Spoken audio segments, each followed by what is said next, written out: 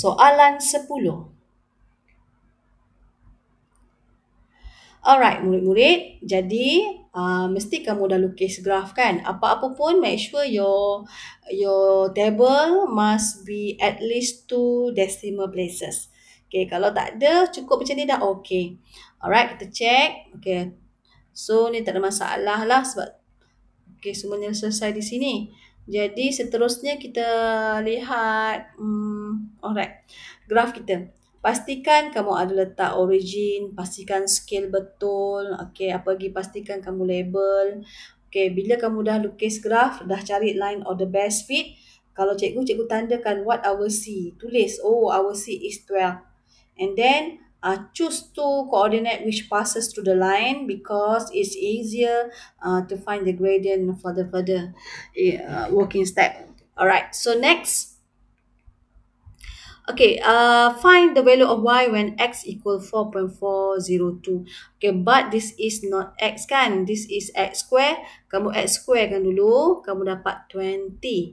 Okay, terus pergi ke sini 20.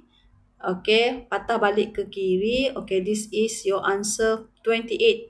But 28 is not y. Okay, 28 is xy. So, by using the same value of x, substitute here. Okay, x bring to the right hand side must be in divide and then gantikan nilai x tadi. Jadi baru kita dapat y. Thus, alright, seterusnya. Okay, seterusnya express y in term of x. Actually, kalau soalan macam ni untuk linear law, we have to find the equation of the straight line first. Equation of the straight line.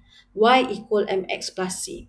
So, but our y-axis is xy and our y-axis is xy and x-axis is x square. Just replace here and then find m gradient and find c.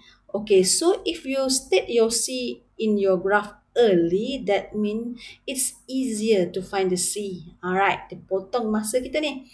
Alright, so we already get the 2 coordinate passes through the line. We can find the gradient first.